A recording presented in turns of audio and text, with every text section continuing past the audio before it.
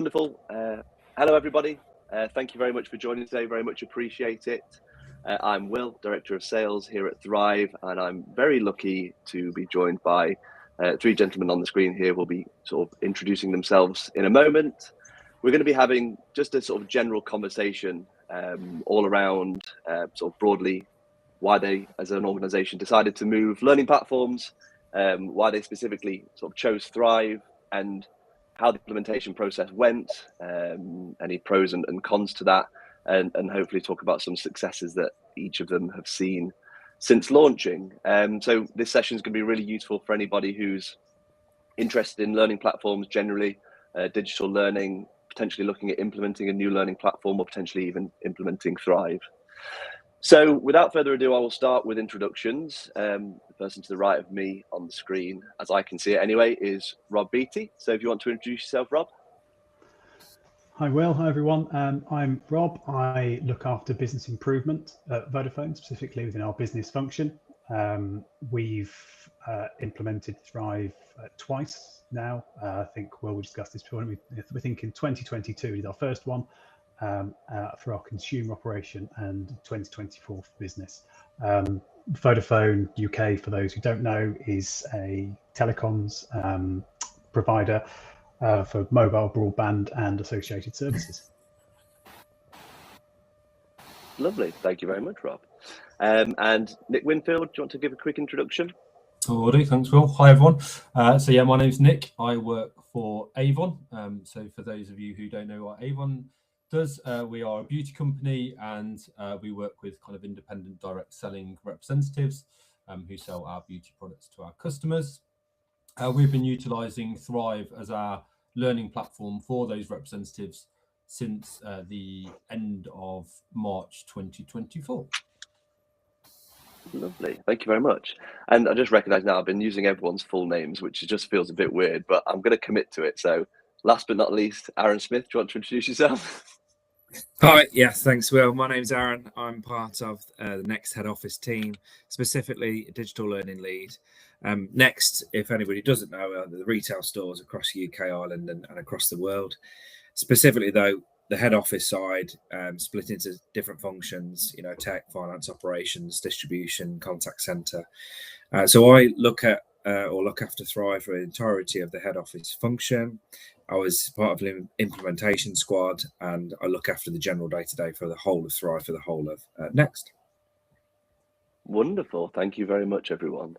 And some interesting perspectives on this. So for everyone's context, both Aaron and Nick are predominantly utilising Thrive as a learning platform within their organisations, and Rob within Vodafone Business, and also when he was at Vodafone Commercial, utilising it more predominantly as a communications tool. So some of the questions that I'm going to be asking are going to sort of get different responses from everybody, so it should be an exciting session. If anybody does have any questions, feel free to leave them in the chat. We'll try to tackle them as they're answered, as they're asked, or we'll sort of hopefully tackle them all at the end. And I'm sure the chaps won't mind me saying that if you do want to connect with them on LinkedIn and follow up with additional questions, you're more than welcome to do so.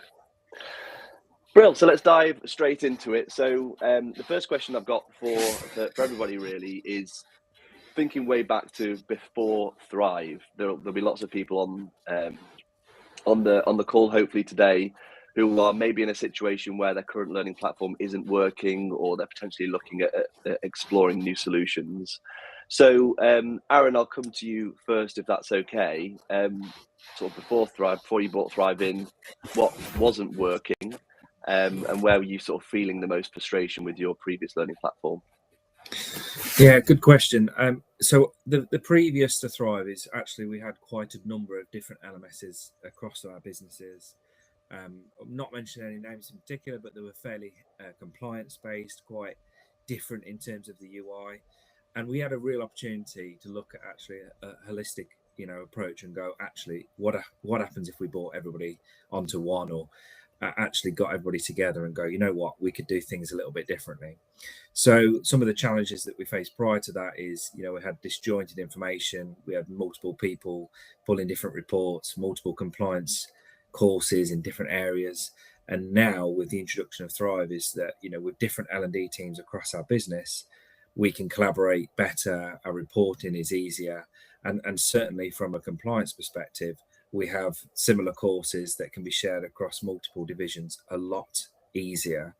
And certainly from a UI perspective, a huge difference in terms of what it feels like to a user to actually engage with a platform, rather than just going on from a compliance perspective. We now host all of our soft skill things and courses in there, and hopefully in the future we'll have a blended approach as well across our classroom and digital training.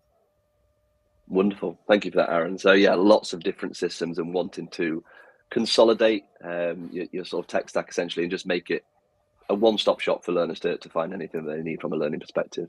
Yes. Okay, I'm sure a lot of people can resonate with that. Nick, we'll jump over to yourself. What was life like before Thrive? So we did have a learning platform before Thrive, but for us, engagement is super important because our audience is self-employed. We don't have any sort of mandatory courses that we can pull people into a platform with. And so it's about how do we drive that need, that want to come onto a platform. And our previous experience was that they struggled a little bit with it being a little bit slow, hard to navigate, search functionality wasn't ideal. And because as an Avon representative, they're probably switching between running their Avon business and everyday life, we needed to kind of provide a little bit more of a everyday life digital experience, rather than it feeling like you're going to work and you're dealing with a kind of organizational platform. And so the experience was just a little bit outdated really, and it became a little bit more like a static content library. Weren't able to give them rewards. As a self-employed person and you're dedicating some of your time to learning, you want to be rewarded for that. And so simple things like badges, certificates, that kind of reward element were missing. And so wanting to essentially create a bit more of a modern digital experience for them. Okay. And then the other side of it for us personally was we just didn't have the data. And I think for a lot of people and a lot of L&D teams now, we're lots more focused on the impact that we're having in the business. And to be able to measure that impact and show the impact that you're having, you need the data. And so for us, it was really important that we were able to get our hands on kind of good data to show the impact we're having. Yeah, absolutely. It's becoming more and more of a requirement for organizations to prove the effectiveness of learning, prove the return on investment as quickly as possible, because learning platforms aren't cheap, right? It's a lot of time, it's a lot of effort, and it's a lot of money. So the boards ultimately want to sort of have as much bang for the buck as possible. So I completely appreciate that. I imagine that there's lots of people on the call that are very similar to yourself, Nick. They've got low engagement on their current learning platforms, sort of lack of reporting and some of the things that you mentioned there. What was sort of like the pivotal moment for you that were like, okay, now we really do have to change? Was it purely that your renewal was coming up, you were looking into the future and you saw it as an opportunity, or was there something that's sort of like a light bulb moment where you thought, right, this is a perfect time? Yeah, I mean, the main driving force was the end of the contract, and it was a simple case of kind of almost pulling together a wish list. So understanding the frustrations that we were experiencing, understanding the frustrations that our audience and our users were having, building out that wish list and effectively going through it and seeing where we weren't able to deliver on with the current platform, and then looking out into the marketplace and looking for someone that could deliver more on that. And I think it was that change of kind of direction from having more of a passive experience and wanting to deliver more active learning, wanting to have a platform that supported application, supported performance, supported learning transfer. So a bit of a combination of end of contract, but also that desire to elevate our learning offering for our representatives. Makes sense. Wonderful. Thank you for that. And over to yourself, Rob. So yeah, life before Thrive. What was it like, and why did you start exploring the market? So I think for us, like you said before, well, it's slightly different in that we needed Thrive to be the home of operational comms and knowledge. And it's kind of that bringing everything together in one place. So not somewhere people would just go to complete a compliant piece of learning, but somewhere they go when they start their shift. Because you look at our kind of our workforce, and super smart, absolutely dedicated. It could be quite time poor, but obviously very tech savvy. So they kind of know there's things they need to know in the moment in customer conversations, and that can be that yes, they can look at things in advance, but also being able to look at things and look things back up when they're talking to customers as well. So I think for us, certainly when we started with our first implementation, it was a case of we had gone to market a few times to just keep checking, is what we've got best in class? And I think we had some frustrations that maybe platform stability, but then also development roadmap weren't going in the direction that we wanted them to go, to be able to keep satisfying, like Nick said, the need of your frontline teams.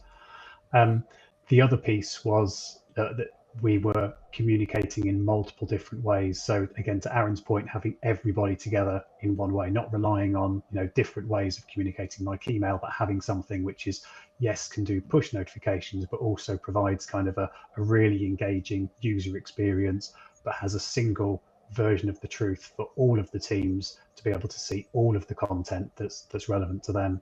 So we kind of had those two different driving factors. One was some of our teams had access to a platform that wasn't as good as we knew it could be, but then secondly, we needed teams to be able to get all the same stuff in the same place.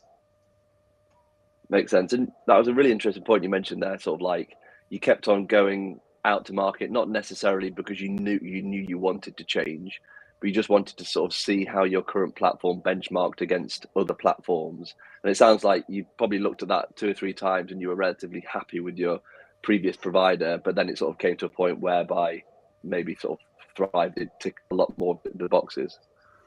Yeah, no, you're absolutely right. I think it comes down to we pilot things, you have sandboxes, don't you? I'm sure Nick and Aaron have been the same, and other people joining this call, you kind of want to just understand what else is going on.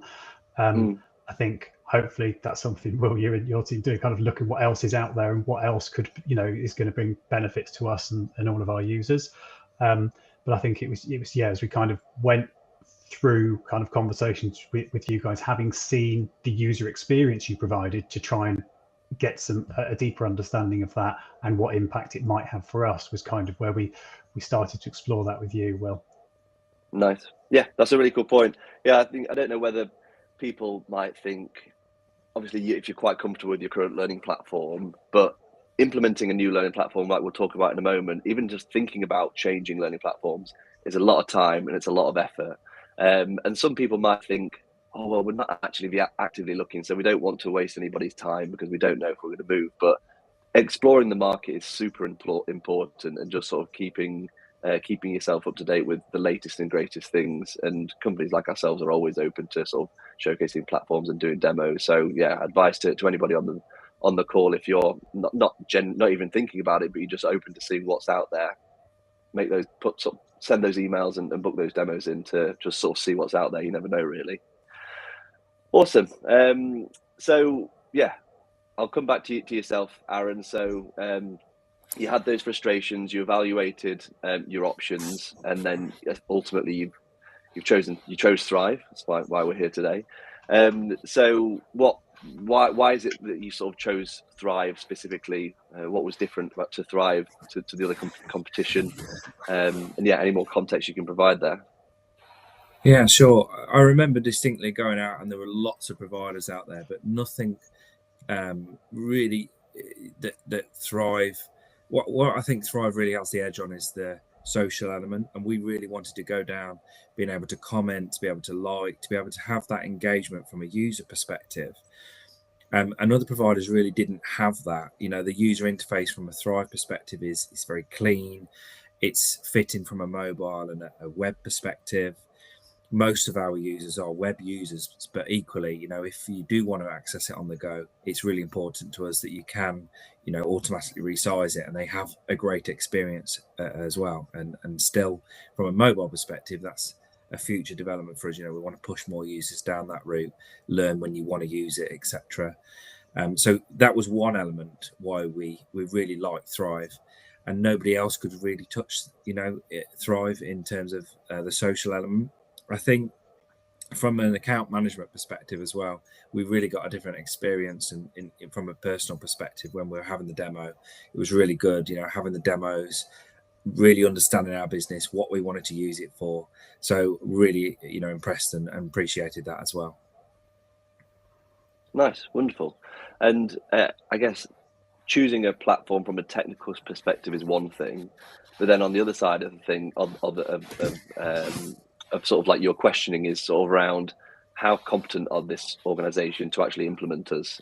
You've got a large organization, you've got lots of different pieces of technology at the moment, you're trying to consolidate that. What was that process like? Was the review of sort of like us as a provider just as much, had just as much scrutiny as us as a sort of like platform? Yeah, absolutely. So there was lots of scrutiny involved, from a compliance perspective, security perspective, usability perspective. Ultimately, we want to be able to provide best-in-class learning. I think you held up, even more than many competitors in some regards. So I think whilst technical is super important, I think usability, that front-facing, user-integrated experience for me was number one, and we wanted to go down that route. It's got to be easy. It's got to be clean. You've got to want to use it as opposed to I'm being told to use it. That's real key for us in our business. Wonderful, thank you, Aaron. What about yourself, Nick? What made sort of Thrive pip the post to the rest of the competitors? Anything else to add on top of what Aaron mentioned there? No, very similar to what Aaron was saying. I think, like I said earlier, we just wanted to make sure that we delivered a modern digital experience. A lot of platforms that we looked at have a very corporate feel, and our audience just isn't corporate. So we wanted to have that more kind of modern feel. But yeah, just building a little bit on what you were just saying, Will and Aaron, around actually for us as well, it's not just buying into a platform, it's buying into a partnership.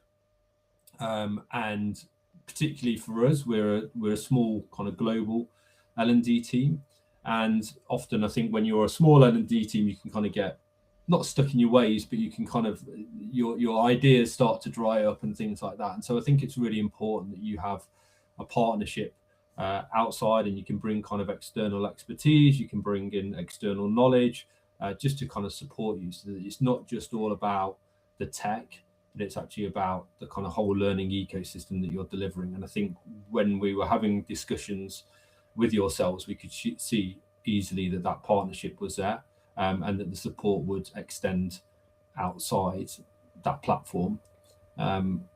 Definitely in the early discussions, that support around how to bring Thrive into what we were trying to do. So rather than it being like, here's the platform, you make your stuff fit with our platform, it was around how do we make sure that our platform fits with what you're doing. So very kind of customer focused, I think, for us. Nice, wonderful to hear. Thank you very much for that. And Rob, so you obviously implemented Thrive at your previous role, sort of within Vodafone Commercial, and then you moved sort of to a different area of the business, Vodafone Business, and re-implemented Thrive. So I guess from our perspective, that's like the biggest compliment that anybody can ever give us. Like, we've implemented you've utilized the platform for a good while, and then you've still chosen to select Thrive again. So what was your sort of thinking around all of that?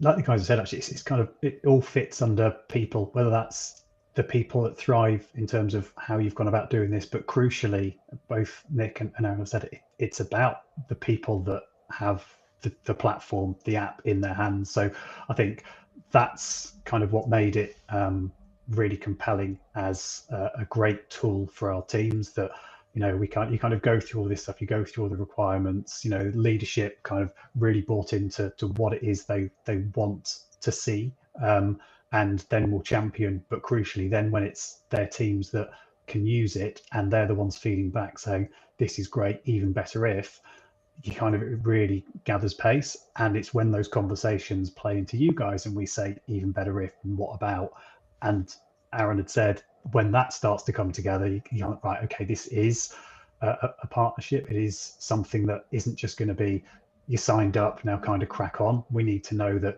you're as keen in developing the things that our people are bothered about. And that's kind of what certainly came through from pilots and implementation. It's something that's kind of carried through. And it's maybe worth as well saying that you're right, we've done 2 different implementations, but I think for us, they're quite different. I think the technology lends itself to quite different implementations. So, from either where you have a central group of collaborators putting content out maybe under one or two different avatars or identities, and then looking at what we're doing in business, which is slightly different, where you can have lots of empowered creators but still maintaining control, so that there isn't just loads of things being thrown up onto the platform. So for us, again, it was that ability to personalize each of those implementations in slightly different ways, delivering what each function needs, that kind of made us choose Thrive. Awesome, thank you for that, Rob. And yeah, it's great to hear that. I mean, just the 3 use cases, well, 4 use cases if we take both of yours, Rob, of everybody that's on the call today are completely different. So whilst we're delivering a sort of singular piece of technology, Thrive is extremely flexible in the way that we can deliver it for loads of different use cases. So it's great to hear that from yourself, Rob. We'll stick with you for the next question, if that's okay, Rob, because you mentioned around sort of that implementation process, and you actually went through quite a comprehensive pilot process for sort of the commercial business when you implemented Thrive first time round. A lot of people on the call today might be about to implement a new learning platform, or maybe hesitant about exploring the market because they think that the implementation process is too long or too complicated. How disruptive is that process, and how did you find the implementation process in both times?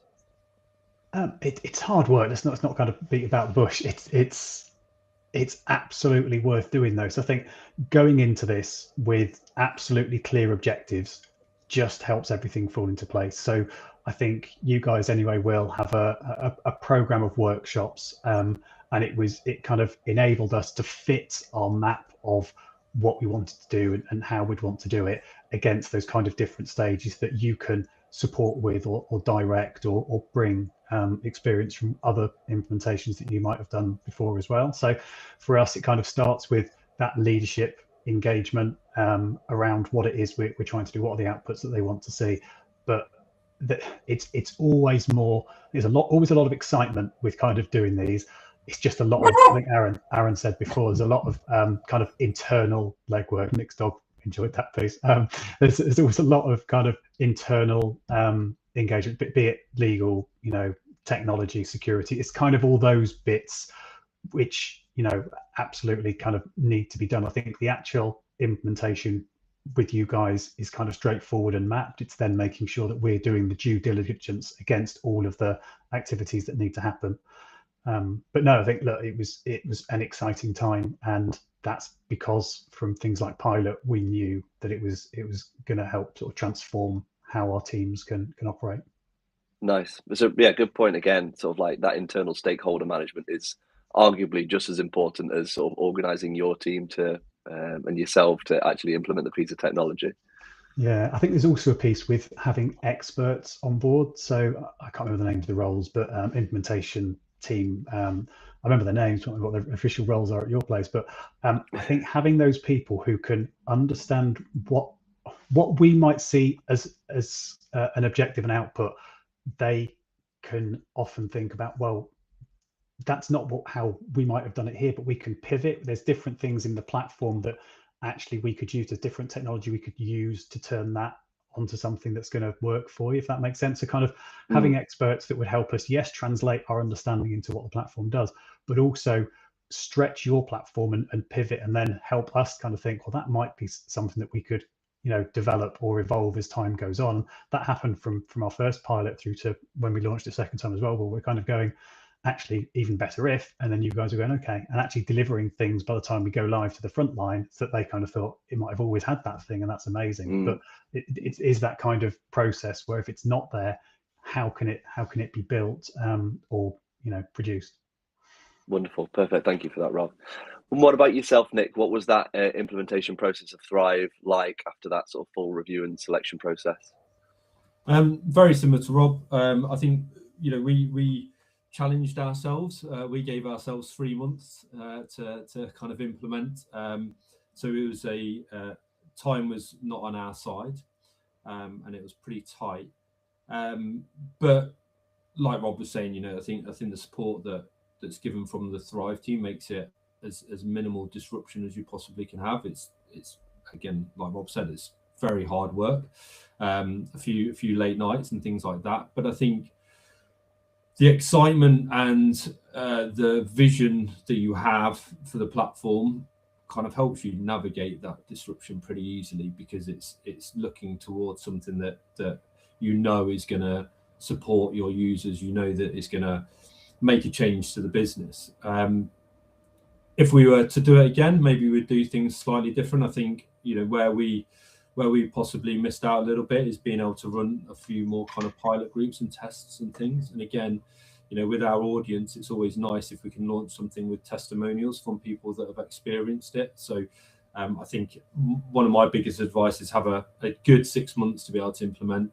But like with any kind of form of technology, any adoption of technology, it's always good to get those early adopters in as part of the pilot, get them experiencing it, get their feedback from it, and then use their testimonials as part of the launch package. And so that people that are your kind of main group of users are hearing from people like them, hearing stories from people that do the same things as them, and hearing all the positivity, rather than it just coming from the people that have made the decision to change the platform. We're bound to say that it's the right thing, but actually if you can get some users on board early doors, and get them to share their views and their testimonials, I think that can be pretty powerful. Nice. Yeah, I've never actually heard that suggestion before, but it's a really great one. If you've got a colleague who's sort of suggesting something to you, rather than maybe a boss suggesting something to you, you may be more inclined to look at that type of thing. So that's cool. And then you mentioned that you do generate a lot of excitement, and I hear that quite a lot when customers are sort of implementing Thrive. You do generate a lot of excitement internally, but a lot of the time you have to sort of try to navigate that appropriately, because everybody wants to say, oh, I could use it for this and I could use it for that, and all of a sudden you're like, we've only got 2 or 3 months to implement it here, like we can't do everything straight away.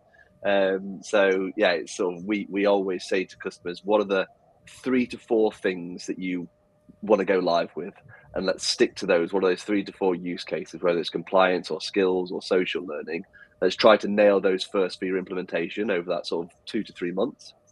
And then when you're live, there's loads more time to roll that out to additional use cases going forward. But you don't want to overwhelm everybody, because otherwise you'll never go live. You'll be constantly implementing.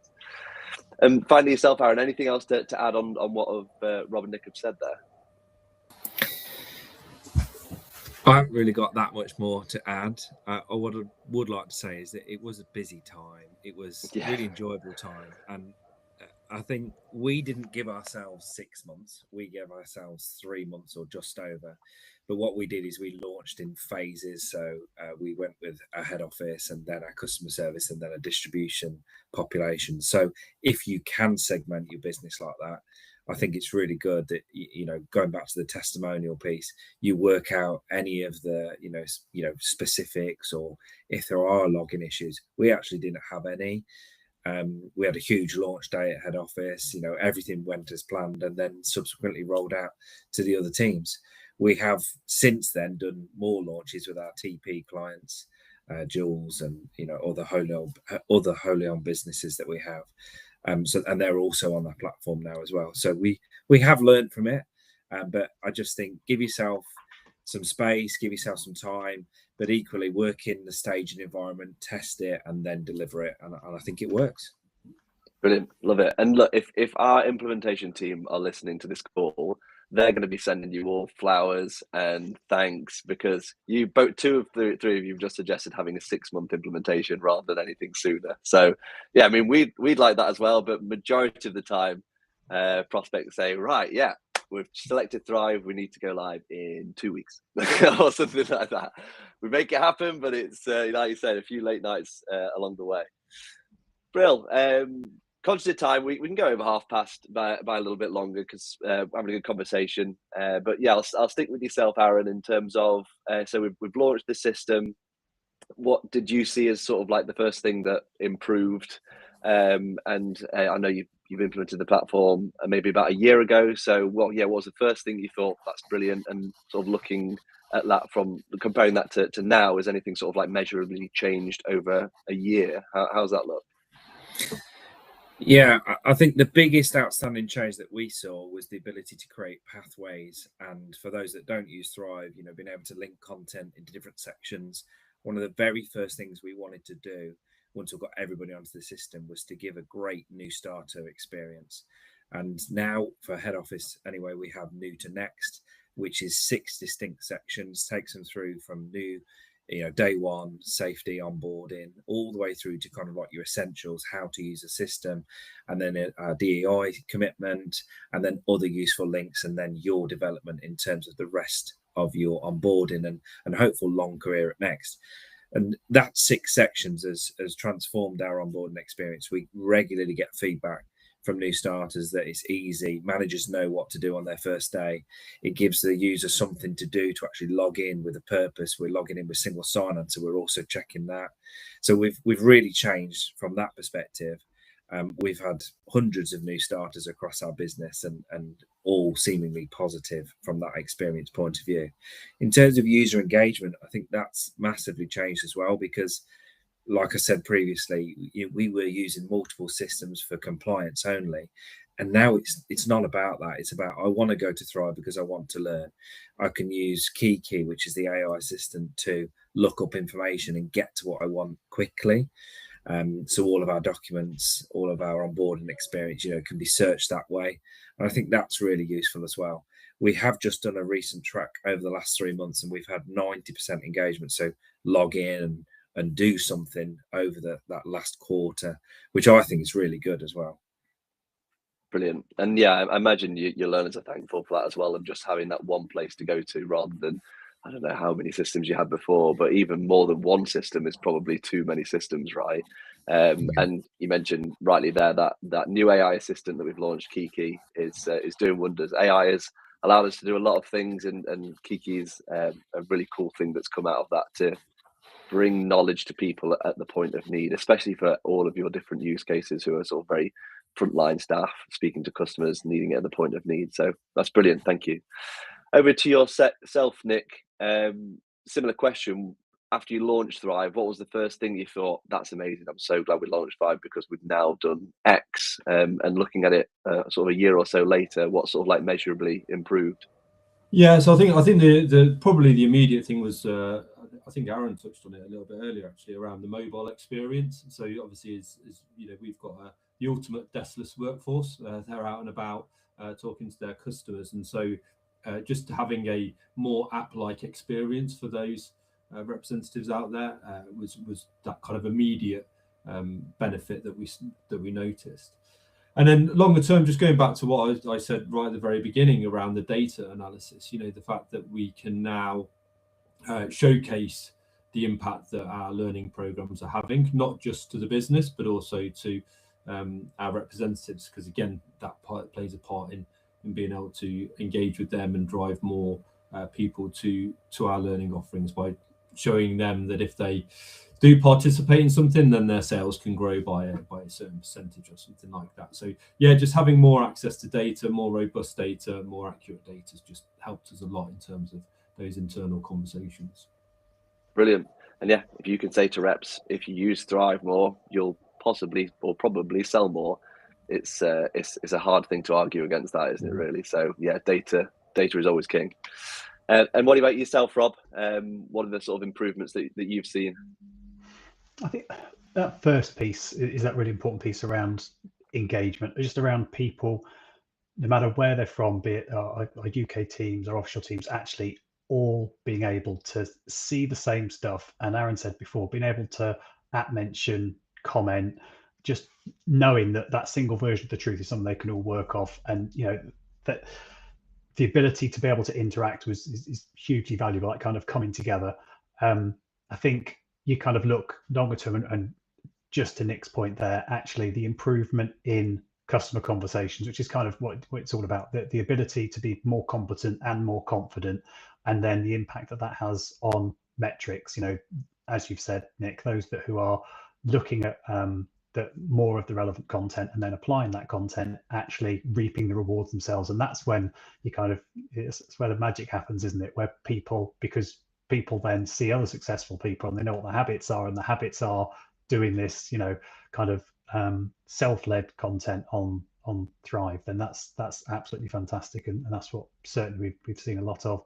And then that data does really help. us be able to understand what we could also be doing differently. You know, what are people consuming, actually what's not working. You can see all the bounce rates of how long people might look at items of content as well, and helps us look at the content strategies across all of our functions to look at, okay, that's working better, but again, what could we be doing better or differently?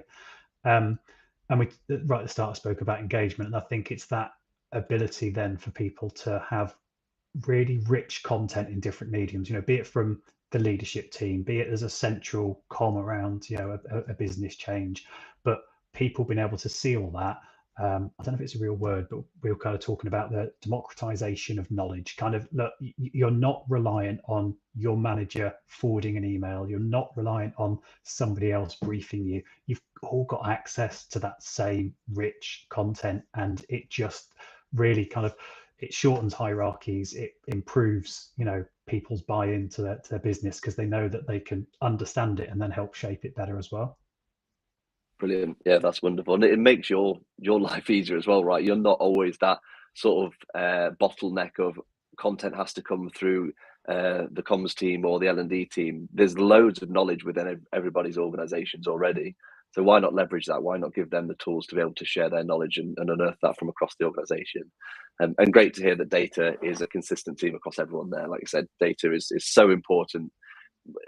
Sort of teams like yourself are almost like marketing teams now, sort of like you have to understand your audience in order to make a more effective solution going forward to sort of drive your content strategy. So yeah, the data in Thrive is, in my opinion, really important to help you determine that. Wonderful. Thank you very much for that. So last question from me before we've got a couple of questions on the chat. So the last question from me, again, Rob, we'll stick with you on this one. So in one sentence, what would you say to sort of like an L&D leader or somebody who's just genuinely frustrated with their learning technology right now?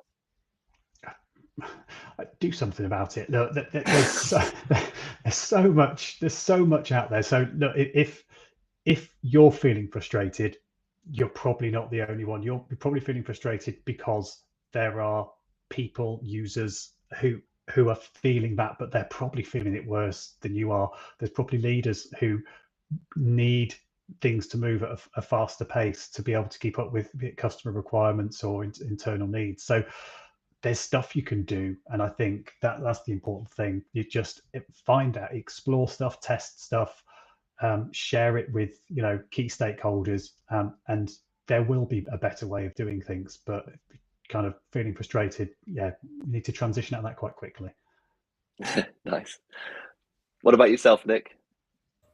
Yeah, I guess you could say that actually that, you know, turning that kind of word frustration into a positive and see it as a sign that either your L&D offering or your vision has outpaced the existing technology that you've got, and that is a great sign and a perfect starting point for a change and an evolution. You're a glass half full guy, aren't you, Nick? Yeah, try to be. I can tell. Brilliant. And yeah, lastly but not least, yourself, Aaron. I think you've already heard two great examples. What I can add to it is perhaps if you need to stop, rethink strategy, you maybe need to pivot, you maybe need to be a bit more agile. I think Thrive certainly can help you do that. So it's a really good opportunity to perhaps re-engage learners or look at learning programs. How do you make them come alive? And I would say Thrive is a really good opportunity. Very kind of you to say, Aaron. Thank you very much for that. I promise everyone on the call I did not pay Aaron to do that at all. It was very, very complimentary. Thank you. Wonderful. Thank you very much for that, chaps. So there are a couple of questions that have come through the chat, and some people have posted questions on a LinkedIn post that I made earlier this week. So I'll just whiz through those now.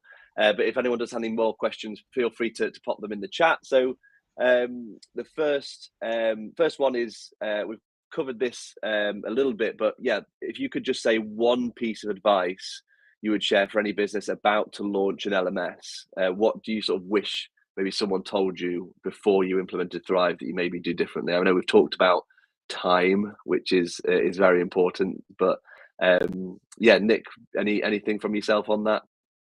I think that I would potentially use it as an opportunity to just review your content strategy. I think there's a risk that you can just kind of lift and shift from one platform to the next, and while it might have slightly different functionality and different user interfaces and things like that, I think obviously the content is important.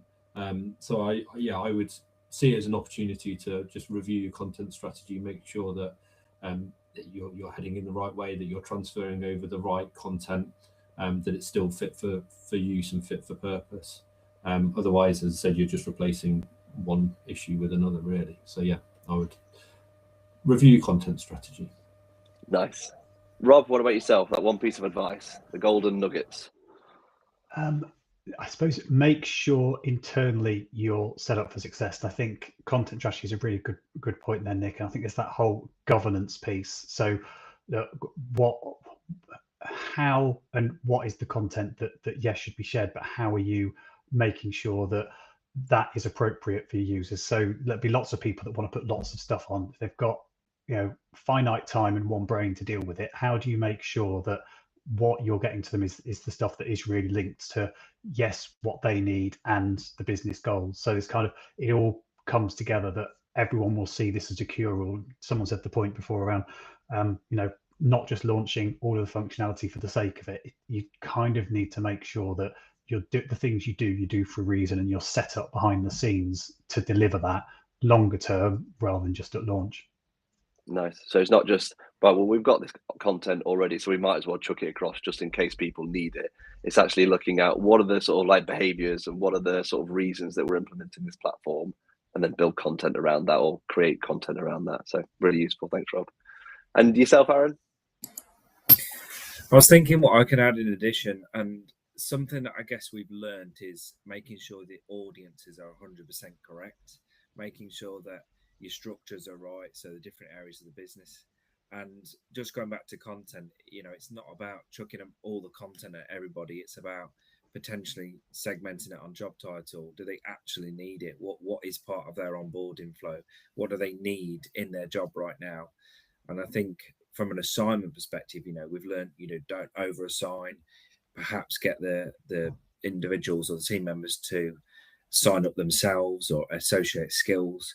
So I think we would do things slightly differently, but not majorly. We had great help and support there from Thrive. Nice, awesome. Thank you, Aaron. So content, a consistent theme there. Content's probably sort of like another work stream alongside like the technology, right? Sort of Thrive can be as good as any other platform. It can have all the bells and whistles, but if you're not got any content in there, no one's going to go and look at it, right? So really, really interesting thoughts. And then the final chat question, which I'll pose to everybody. Anybody who wants to sort of respond, please do.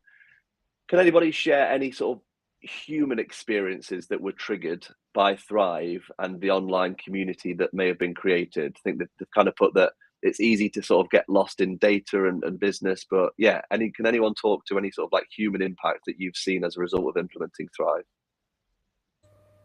Yeah, I could take this one, Will. So as I said, for our audience being kind of independent, they're their own sort of business owner. And so, we feel a huge responsibility in making sure that what we're doing is supporting them to learn and develop and grow, because ultimately it's directly linked to their earnings. And so actually having Thrive enabled us to do things a little bit differently. And so last year we ran a pilot on a skincare course, and a little bit different to anything that we've done before, utilizing some of the functionality in Thrive that we hadn't done before. And so we had a group of representatives going through this course. It lasted sort of 4 months. There was lots of kind of practical elements that they had to do to it, lots of kind of tasks and challenges that they had to overcome as well with that. And once everyone had kind of certified and qualified, we decided to run a kind of just a webinar chat with them all and just share kind of some of the stories and some of the views that we had. And then the whole webinar lasted an hour, and we took up 20 minutes at the start just to kind of share some of the things that we'd noticed, and then handed over to the representatives for 40 minutes for them to share their stories. And it's the first time that I've ever been on anything where learners have actually cried and sharing the stories that they've had around the impact that the training had on their business.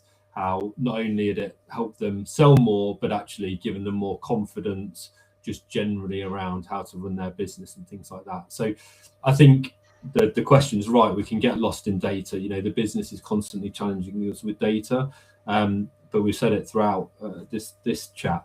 You know, there's people at the end of it, and the impact that we have on people sometimes can get lost in data. And I think it's important that we connect with the learners, understand their stories, understand the impact that we've had, because actually that's the nice stuff. That's what makes you feel good. You know, when you hear stories and you see emotion behind the impact that you've had, it makes it all worthwhile. So all the hard work becomes really beneficial. So yeah, that was the first for me, and yeah, a pretty special moment. Nice. Well, if you don't give yourself a pat on the back for that type of feedback, then I don't know what you can. But that's brilliant. That's why you're all in it, right? To get that type of sort of human reaction and that type of feedback. So that's brilliant. Wonderful. All righty. Well, we've gone over by 15 minutes, but it is what it is. We've had a great time having a nice conversation. So thank you, chaps, again for your time. I really enjoyed it, and I hope you have too, and I hope everyone on the call has as well. I'll reiterate the fact that Rob, Aaron, and Nick are open if you want to send them connection on LinkedIn, and I'm sure that they'll enjoy having more conversations with you if needs be. But we hope you've enjoyed the session. If you do want to explore Thrive with us, feel free to reach out. We're at Learning Technologies in April. We'll have a big, exciting stand as we always do. So if you want to pop across and have a conversation with us there, please feel free to do so. But yeah, again, thank you, Rob, Aaron, and Nick. Really appreciate your time. Thank you, everyone, for joining, and look forward to speaking to you all again soon.